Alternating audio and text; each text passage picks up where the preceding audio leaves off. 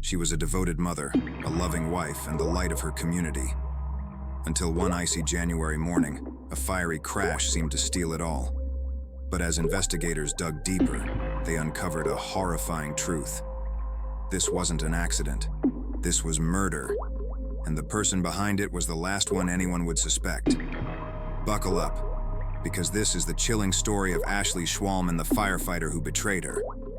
This is the story of the firefighter's betrayal, the chilling murder of Ashley Schwalm.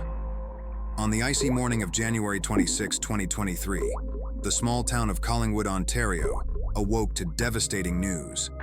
A fiery car wreck had claimed the life of 40-year-old Ashley Schwalm, a mother of two. Her Mitsubishi Outlander had plunged down a snow-covered embankment near Alpine Ski Club, bursting into flames upon impact. For her friends, family, and the tight-knit community, it seemed like a heartbreaking accident on an unforgiving winter road. Ashley was described by those who knew her as a beacon of light, an incredible mother, loving wife, and friend to many. Her sudden death left a void that no one could fill. Her husband, James Schwalm, a respected fire captain, appeared utterly shattered. In the days that followed, James moved in with Ashley's family to help care for their two children, ages 6 and 9. Together, they grieved what they believed was a senseless tragedy. But the truth was far darker. James Schwalm wasn't a grieving widower. He was a cold-blooded killer. Let's dive into when the deception begins.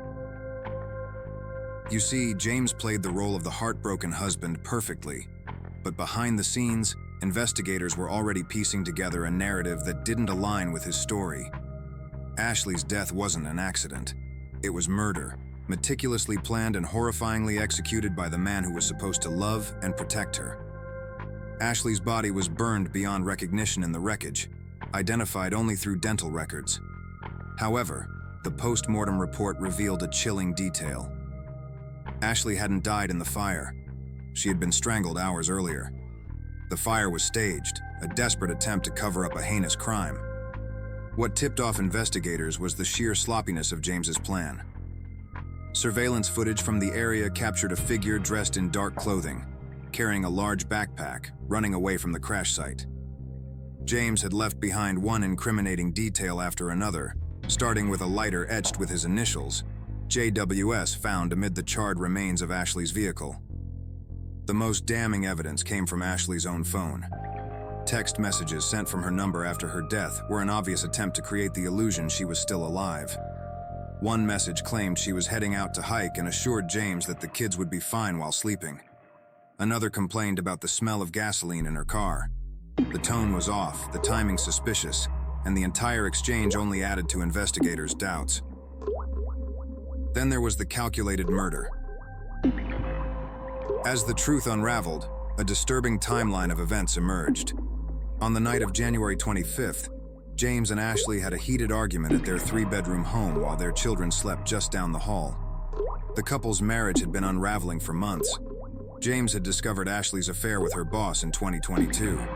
While Ashley had changed jobs and the couple had attempted counseling, the damage had already been done. What Ashley didn't know was that James had begun his own affair with the ex-wife of her former boss. Just days before her murder, James had confessed his feelings to the other woman, and she had reciprocated. Divorce was looming, but for James it wasn't just about the end of a relationship, it was about money. Ashley had a $1 million life insurance policy, and James was the sole beneficiary. That night, James made a choice. He would kill Ashley. After strangling her in their home, James dressed her lifeless body in hiking clothes to support his alibi. He then carried her to the garage and loaded her into her SUV. Leaving his two children asleep and alone in the house, he drove Ashley's body to a remote area near the ski club. At around 6 a.m., he doused the vehicle in gasoline and ignited it with his personalized lighter. The fire consumed the car, but James's careful planning wasn't as flawless as he believed. Using a car he had borrowed from his mother, he fled the scene, returning home to craft an elaborate cover-up. Then there were cracks in the facade. When questioned by the Ontario Provincial Police, James claimed he had been walking the family dog around the neighborhood when Ashley crashed her car. He even handed over surveillance footage from his home security system, which he said would prove his innocence. But investigators quickly realized the footage had been tampered with. It was a deliberate fabrication, pieced together to corroborate James's story. This, coupled with the text messages he sent to himself from Ashley's phone, painted a picture of a man desperately trying to cover his tracks. Police uncovered even more damning evidence when they combed through James's internet search history. In the days leading up to the murder, he had searched for phrases like, "Can you see iPhone history after deleted?" and "Does a road flare completely burn?" He had also looked up the word alimony, indicating he was already calculating the financial implications of a divorce. During a social gathering, James even asked a doctor whether it was possible to kill someone by snapping their neck, just like in the movies. The motive was about money. It became clear that James's crime wasn't just born out of rage or heartbreak. It was cold, calculated, and rooted in greed. The $1 million life insurance policy, combined with a smaller $250,000 policy for the children, was more appealing to James than the thought of a messy divorce. Forensic evidence, coupled with his poorly executed cover-up, was enough to secure an arrest. On February 3, 2023, James Schwalm was taken into custody. As the case went to trial, the once respected firefighter and family man became a pariah. Details of his affair, financial desperation, and shocking internet searches were laid bare for the world to see. Family and friends of Ashley delivered 21 victim impact statements during the sentencing phase. Her sister spoke directly to James, describing how he had fooled them all. "He sat in our home, grieving with us, knowing full well what he had done. No amount of justice will ever be enough for the monstrous act he has committed." Ashley's loved ones described her as a devoted mother, a loyal friend, and a woman who always put others before herself. Her death was a loss that would reverberate for years. The story of Ashley Schwalm is a tragic reminder that appearances can be deceiving. James Schwalm, a man entrusted with saving lives as a firefighter, took the life of the woman he had vowed to cherish. His carefully crafted image as a loving husband and father crumbled, exposing a cold and calculating killer underneath. Ashley's friends and family continue to honor her memory, ensuring her story is not forgotten. For the community of Collingwood, the case serves as a chilling lesson in betrayal, greed, and the ultimate pursuit of justice. Schwalm dressed his dead wife in hiking clothes after the murder.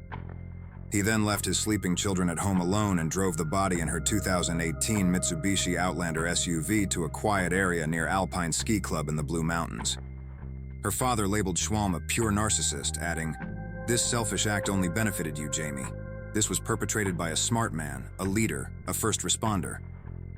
A family friend said, "How on earth could he do this to his own children?" A cousin said Ashley was murdered by the one person who was supposed to protect her.